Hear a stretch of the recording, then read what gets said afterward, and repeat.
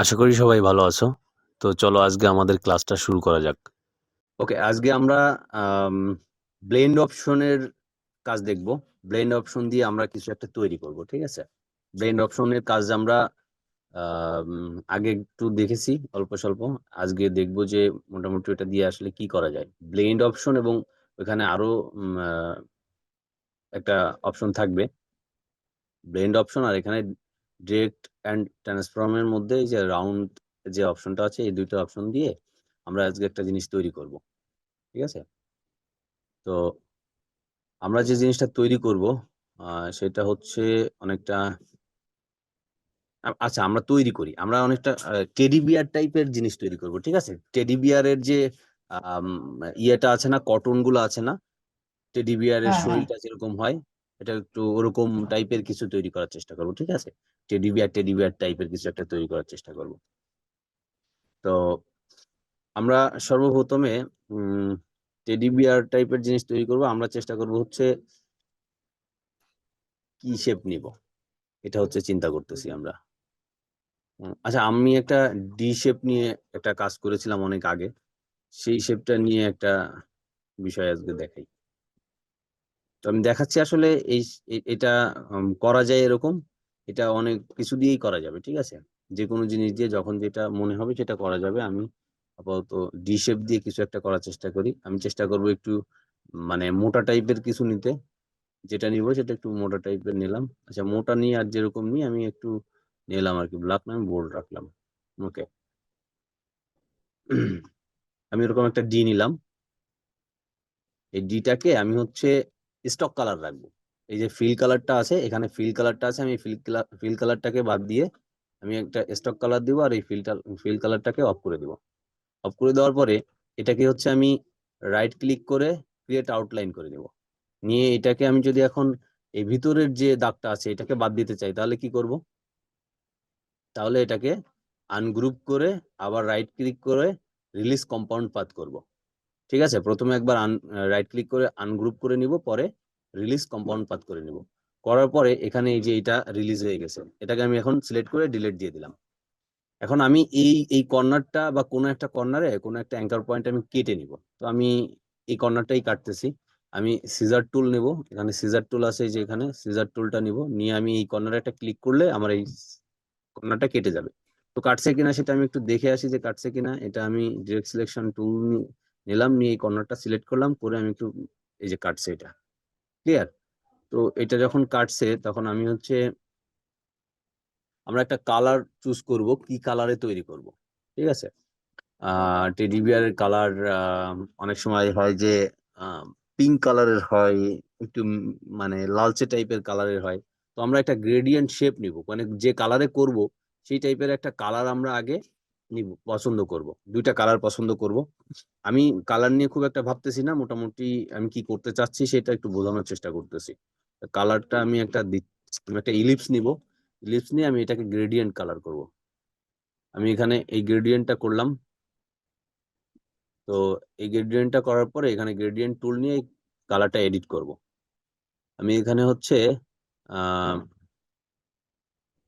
কি করব, এইটা আর হচ্ছে আরেক পাশে দেখি, আমি একটু কালার নিয়ে ভাবি যে কোনটা মানায় এর সঙ্গে, এর সঙ্গে যেটা যাবে আর কি, গ্রেডিয়েন্ট যেটা যাবে সেরকম কিছু একটা নেওয়ার চেষ্টা করব। তো এটা মোটামুটি যাচ্ছে, এটা এটা মোটামুটি যাচ্ছে, আমি এটা রাখি, হ্যাঁ, এটা রাখি। তো এটা রাখলাম, রাখার পরে আমি এটাকে ব্লেন্ড করব আগে, ঠিক আছে? ব্লেন্ড করব। আমি এটাকে কপি করব, কপি করে একটু দূরে আরেকটা রাখবো। এখান থেকে এই পর্যন্ত দূরে আমি আরেকটা রাখবো। রাখার পরে আমি এই দুইটাকে সিলেক্ট করব। আমি এটাকে আরো ছোটও করতে পারি, করে এই দুইটাকে সিলেক্ট করব। সিলেক্ট করে ব্লেন্ড করতে হয় কি করে, প্রথমে অবজেক্টে যাব। যে দুইটা ব্লেন্ড করতে গেলে অবশ্যই দুইটা অবজেক্ট লাগে। তো সেই দুইটা অবজেক্টকে আমি সিলেক্ট করব, করার পরে আমি অবজেক্টে যাব। অবজেক্টে যাওয়ার পরে এখানে যে ব্লেন্ড অপশন আছে, যা এখানে ব্লেন্ডে যে মেঘ মেঘ দিব। মেঘ দেওয়ার পরে আবার অবজেক্টে যাব। অবজেক্টে যাওয়ার পরে আমি ব্লেন্ড অপশনে যাব। এই যে ব্লেন্ড অপশন, ব্লেন্ডে যে ব্লেন্ড অপশন, তো ব্লেন্ড অপশন যখন আসছে তখন আমি এখানে কি করব, স্পেসিংটা স্পেসিফিক করে দিব। তো স্পেসিফিক আমি এখানে প্রিন্ট প্রিভিউ দিয়ে রাখবো, তাহলে বুঝতে পারবো কি হচ্ছে। স্পেসিফিক দিয়ে আমি এখানে মোটামুটি একটা স্পেসিফিক ইয়ে দিয়ে দিলাম যে এখানে আমি 100 রাখলাম, 100 স্টেপ রাখলাম, তাহলে মানে এখান থেকে এইটুকু দূরত্ব আমার 100 স্টেপ হয়েছে। তো সেইভাবে আমি এটা ওকে দিলাম। এখানে আমার এটা এখন দেখতে মনে হচ্ছে একটা ইসের মতো, মানে ব্লেন্ড কালার হয়েছে, গ্রেডিয়েন্ট কালার হয়েছে, প্লাস হচ্ছে ব্লেন্ড করছি আমি। তো এইটা এই অবস্থায় থাকবে। আমি এখান থেকে একটা কপি করে পাশে আনলাম।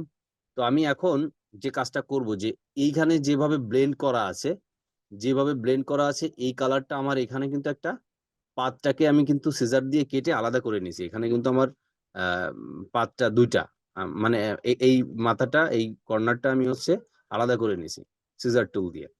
তো এখন আমি কি করব, এই যে যে পাতটা আছে এইটাকে আর এইটাকে সিলেক্ট করব।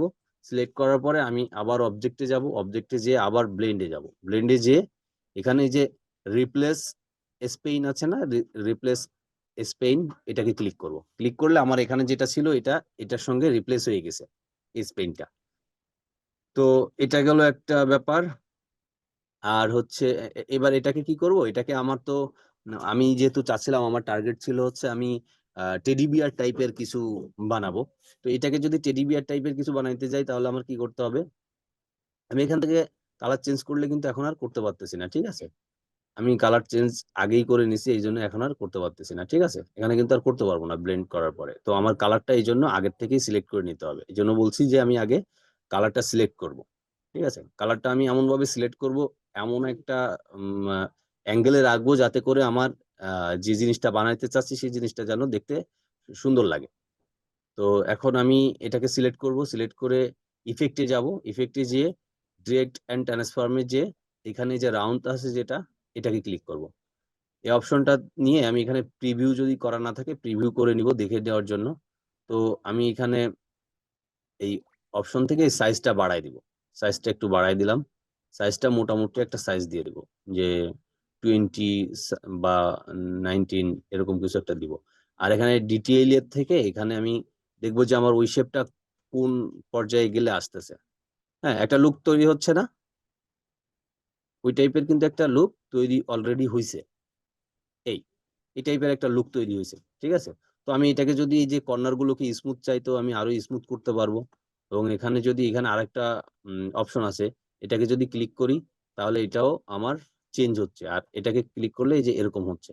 তো আমার যেটা দেখতে ভালো লাগতেছে আমি সেটাই করব। আমার কাছে এটাকেই দেখতে ভালো লাগতেছে।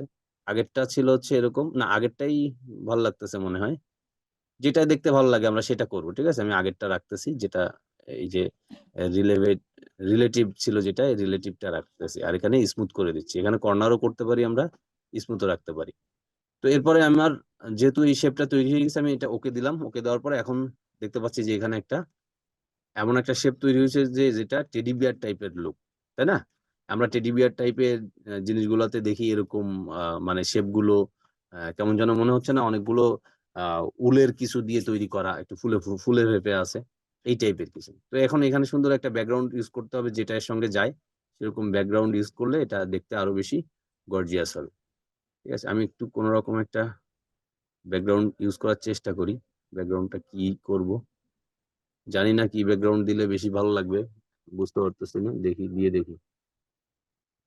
তো এটা রেড ভালো লাগবে না, এখানে এইসব কালার ভালো লাগবে না, এখানে আহ এই পার্পল কালারটা ভালো লাগতেছে, আবার হচ্ছে ব্লুটা ভালো লাগছে না। এখানে ব্লু কিংবা এই পার্পল কালার, এই দুইটার একটা দিলে মোটামুটি এটা লুকিংটা ভালো লাগতেছে। তো এইটা হচ্ছে বিষয় ছিল, ঠিক আছে, যে আমরা এরকম টেডি বিয়ার টাইপের কিছু শেপ তৈরি করতে পারি। হোয়াইট দিলেও ফুটতেছে, খারাপ না, হোয়াইট দিলে আরো ভালো ফুটতেছে, ঠিক আছে।